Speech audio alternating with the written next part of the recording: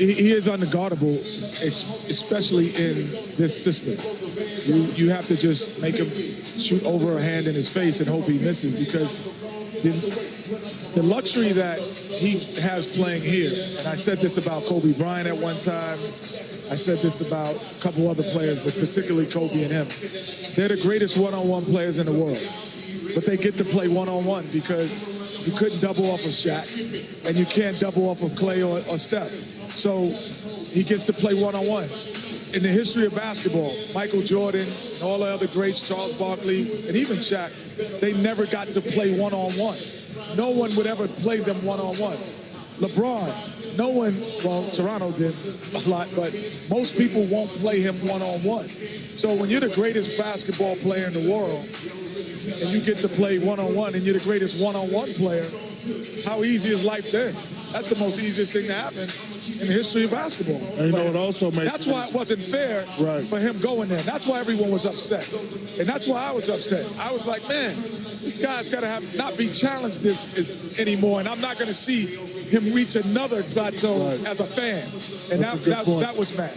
What also makes it easy, for example, when I was coming up, 6'9" guard was unheard of. Then Magic Johnson comes out to be guard. This dude is 6'11", 6'11" guard. So, you know, most of the guys that are defending him are 6'7", maybe 6'8". And, you know, Charles always says it's like shooting over a chair. The other thing that also makes it easy, a lot of time he's resting on defense. So somebody at Houston is going to have to go at him. You know, he needs to play both sides of the floor. He just can't be roaming around on defense, blocking shots, pretending to play defense, and then, you know, playing all offense. Now, somebody's going to have to make him work on both ends of the floor. I 100% agree with you. Your question was, how would you guard him? Number one, he's unguardable. Kenny's right. But Shaq's point, I got to make him work on both ends of the floor. I got to try to beat him up physically. You run a lot of picks at him, a lot of ball movement, body movement, which is something the Rockets don't do. I mean, it's going to be interesting how they match up, because he gets to think about this, Ernie. I don't know who he's going to guard. A reason he gets to stand in the corner. He gets to stand in the corner and just like do nothing all night. And roam around and block shots. He gonna play like a safety to help on James and Chris, but he don't have to play defense. That's a great advantage to have. Whether he guards Tucker or Ariza, I don't see him guarding Capella, but he gonna get the rest half the time of the game. To the point you made, then most of his concerns, 90% of his concerns, are offensive and not having to work on the defensive end, Shaq. 7-foot guard, again, unheard of. Great shooter, great player. I agree with both these guys.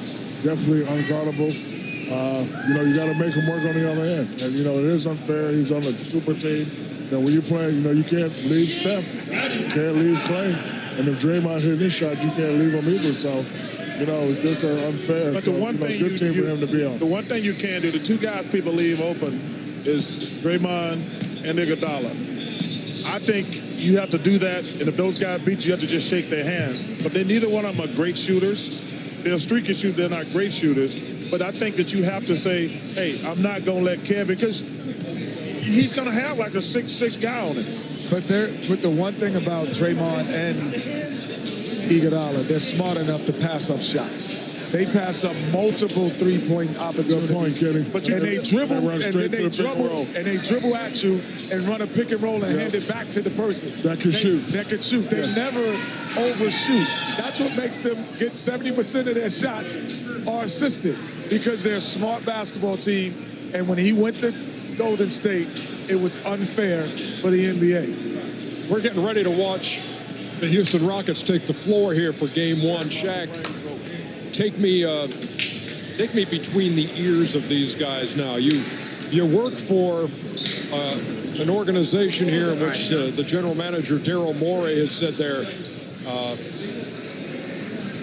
all their focus was, how do we beat Golden State? They were obsessed with how to beat Golden State. And now here you are, Game 1, moments away, and this is what your franchise has been building toward.